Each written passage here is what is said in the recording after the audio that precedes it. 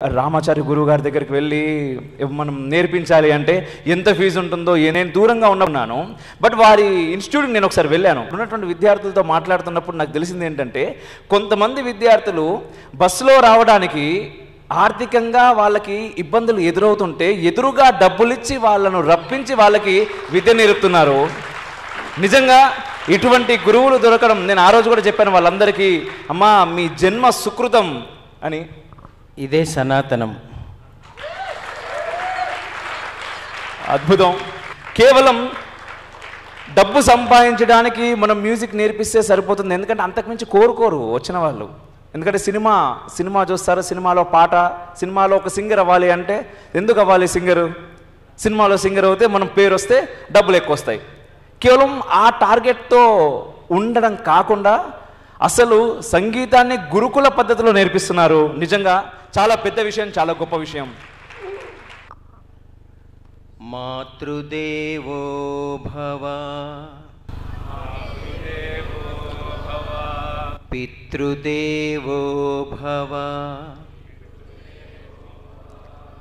ఆచార్యదేవో భవ. జై శ్రీరామ్. భారత్ మాతా కీ, భారత్ మాతా కీ. నిత్యనూతనం ధర్మచేతనం ఆత్మచేతనం పరమాత్మదర్శనం.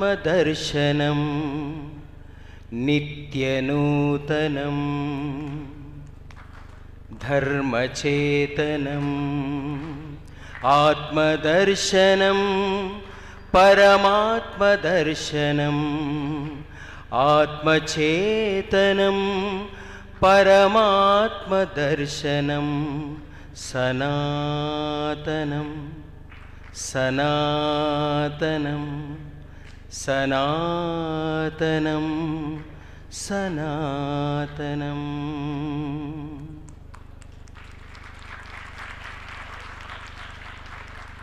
నేను మెదక్ జిల్లా శివంపేటలో పుట్టాను. మా నాన్నగారు వేద పండితులు. ఆయన చివరి క్షణం దాకా రామాలయంలో, శివాలయంలో అర్చకులుగా పనిచేశారు. నేను చిన్నప్పటి నుంచి గుళ్ళల్లోనే పెరిగాను. గుడి ప్రాంగణంలోనే పడుకున్నాను. అక్కడే పుస్తకం తీసి చదువుకున్నాను. మా నాన్నగారు ప్రధానంగా పూజ చేసి వెళ్ళాక తీర్థాలు, శఠగోపం నేనే కూర్చొని పెట్టేవాడిని. ఇలా పెరుగుతూ నేను సంగీతం ఉస్మానియా యూనివర్సిటీలో 2 డిగ్రీలు చదువుకున్నాను. మ్యూజిక్ కాలేజీలో కిట్టప్ప మాస్టర్ గారి దగ్గర మ్యూజిక్ నేర్చుకున్నాను. ఓరుగంటి లీలావతి గారి దగ్గర, పివి సాయిబాబా గారి దగ్గర సంగీతం నేర్చుకున్నాను. జంగయ్య మాస్టర్ గారి దగ్గర నేర్చుకున్నాను. ఇంకా నేర్చుకుంటూనే ఉన్నాను. నాకంటే ఎక్కువ వచ్చిన వాళ్ళ దగ్గర నేర్చుకుంటున్నాను. నాకంటే తక్కువ వచ్చిన వాళ్ళకి నేర్పిస్తున్నాను. ఇది మన గురుకులం, మన సాంప్రదాయం. నాకు మన సనాతనం, మన ధర్మం అంటే ఎందుకు ఇష్టం అంటే, మా నాన్నగారు రోజు గుళ్ళో పూజ చేసి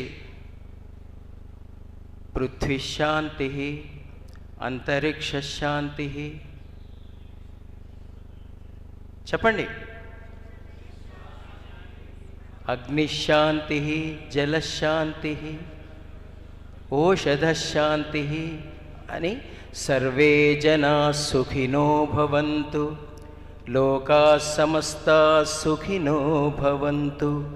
ఓం శాంతి శాంతి శాంతి అని ప్రతిరోజు ప్రపంచంలో అందరూ బాగుండాలని కోరుకొని పూజలు చేసే ఒక పూజారి కొడుకును నేను.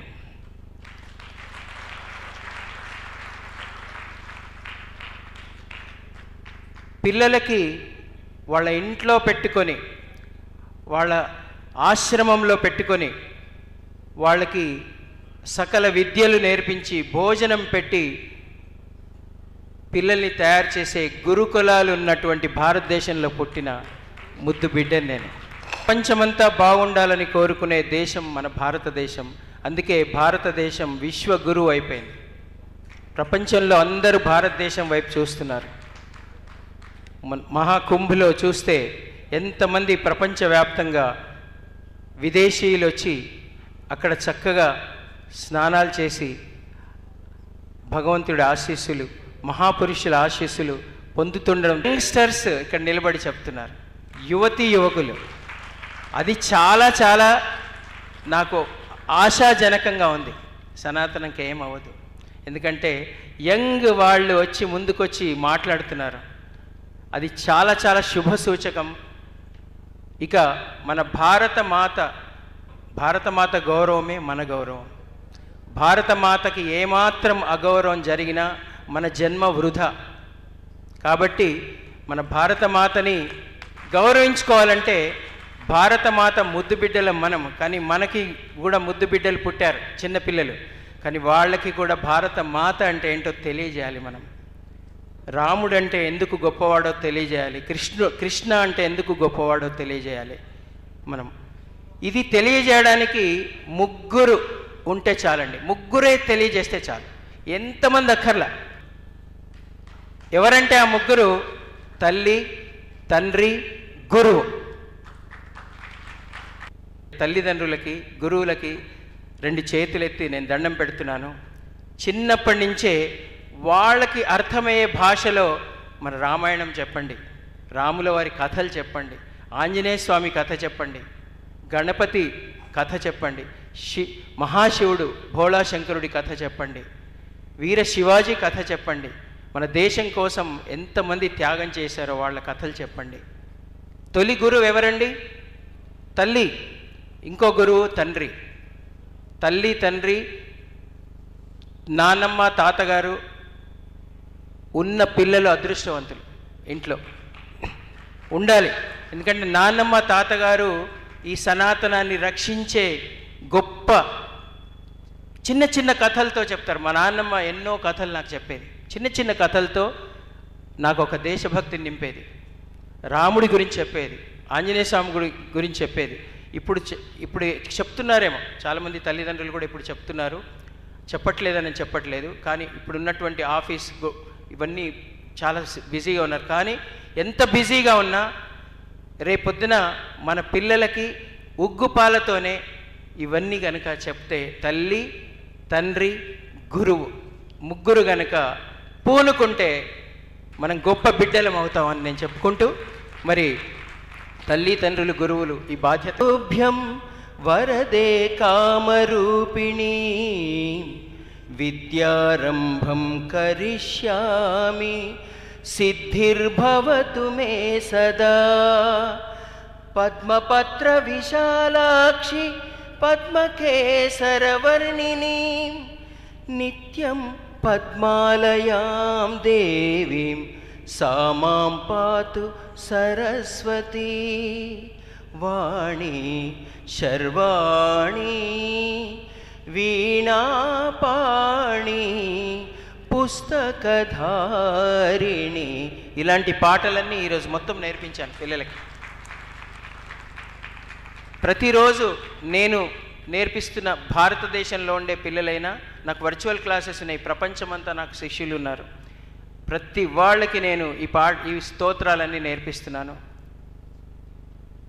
తేనెల తేటల మాటలతో మన దేశమాతనే కొలిచెదమా భావం భాగ్యం కూర్చుకొని ఇక జీవనయానం చేయుదమా ఎందరో వీరుల త్యాగ ఫలం మన నేటి స్వేచ్ఛకే మూలబలం ఎందరో ఇక్కడంతా వీరులందరూ కనిపిస్తున్నారు. వాళ్ళందరికీ దండం పెడుతూ వాళ్ళందరి పాదపద్మాలకు నమస్కరిస్తూ ఈ ప్రాంగణంలో ఎందరో వీరుల త్యాగ ఫలం మన నేటి స్వేచ్ఛకే మూలబలం వారందరినీ తలచుకొని మన మానస వీధిని నిలుపుకొని తేనెల తేటల మాటలతో మన దేశమాతనే కొలిచెదమా మన దేశమాతనే